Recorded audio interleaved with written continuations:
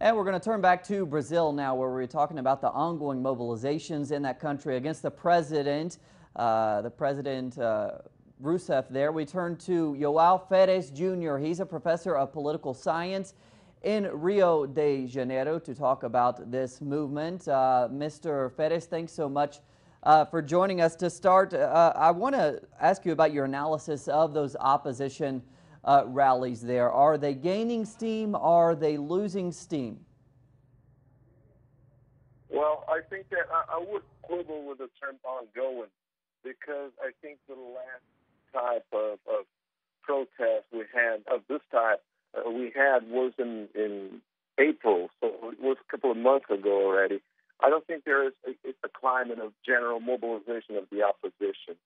And the number of people in the streets is rather diminutive compared to the electorate. So I don't think that's such a mass movement as it's sometimes portrayed in the big media. And can you speak about some of the divisions within the opposition, and specifically the position of certain business sectors, such as the Sao Paulo Federation of Industry, in relation to those calls for Rousseff's impeachment? Well, as a matter of fact, the Federation of Industry of Sao Paulo and Rio de Janeiro have come out against the impeachment of the president and any type of institutional upheaval caused discontinuity.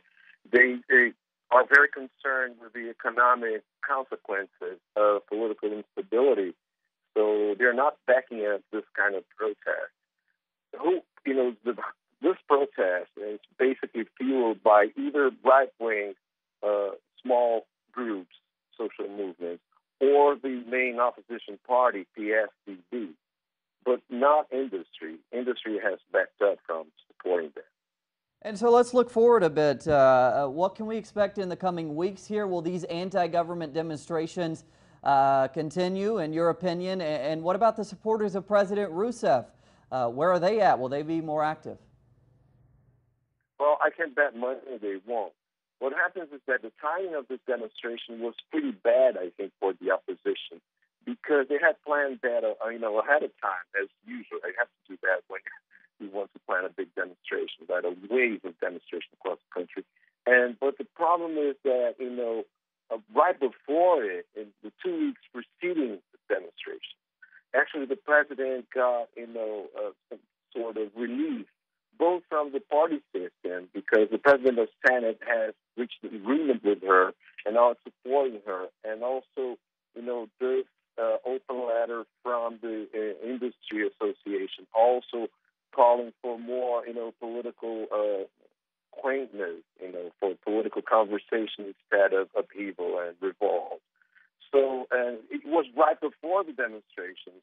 So I don't think there's a general climate anymore for this kind of movement, although, in the end they had to go and do it, the people who were organizing it.